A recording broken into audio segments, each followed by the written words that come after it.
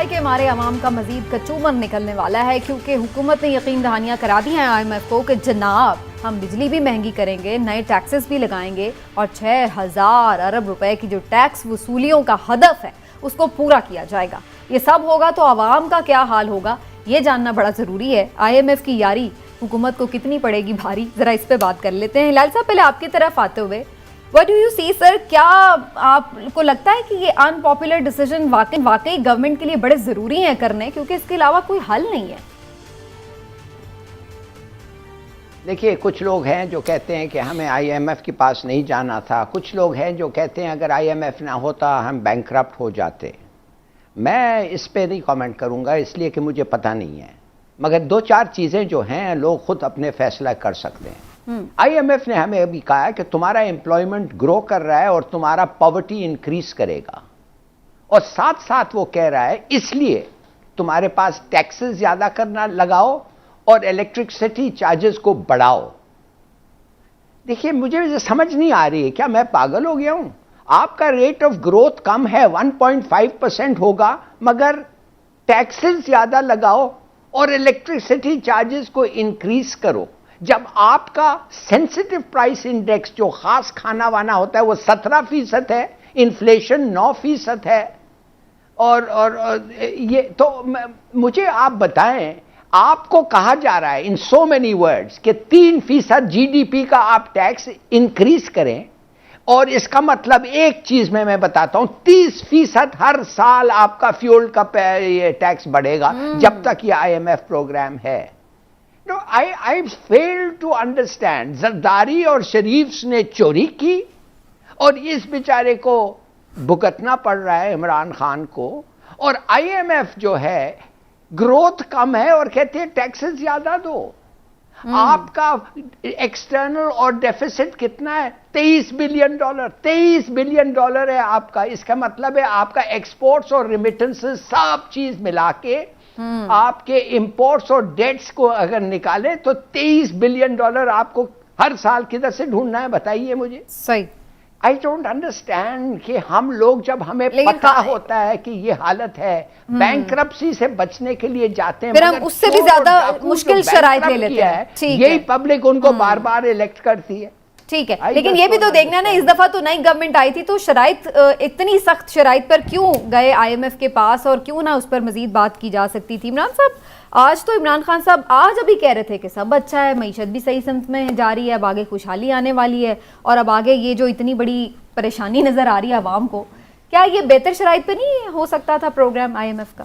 میں آپ کو پتہ ہے ویسے تو سخت الفاظ استعمال کرنے کے کبھی بھی حق میں نہیں رہا، لیکن آج مجھے اگر آپ اجازت دیں تو میں یقین کریں، میں سمجھتا ہوں کہ اس حکومت نے، موجودہ ایماندار حکومت نے، نام نہاد ایماندار حکومت نے سرنڈر کر دیا IMF کے آگے۔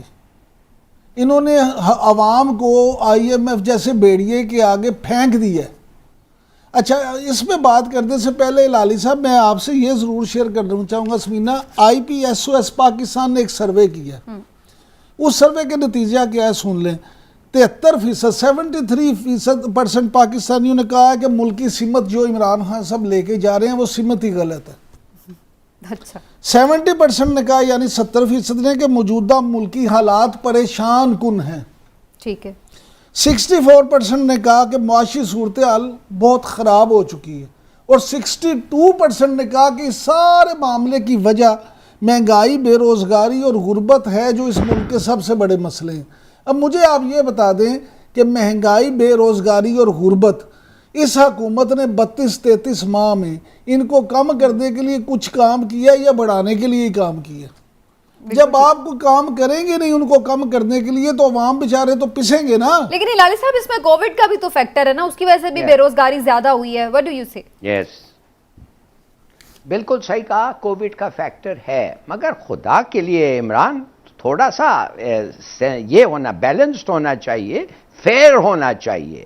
جو تحفہ ان کو دے کے یہ دو گورنمنٹس تو دیے تھے چور اور ڈاکوؤں کے، یہ کوئی اچھا تحفہ نہیں تھا. اور بدنصیبی کہ یہ اگر ٹھیک کرنا جائے تو پھر تنگی ہوتی ہے، کھینچنا پڑتا ہے، ٹیکسز کلیکٹ کرنا پڑتا ہے، زیادہ ہونا پڑتا ہے، سبسڈیز کو کٹ کرنا پڑتا ہے. اور جب یہ سب چیز ہوتا ہے تو لوگوں کو فیلنگ ہوتی ہے، فیل ہوتا ہے.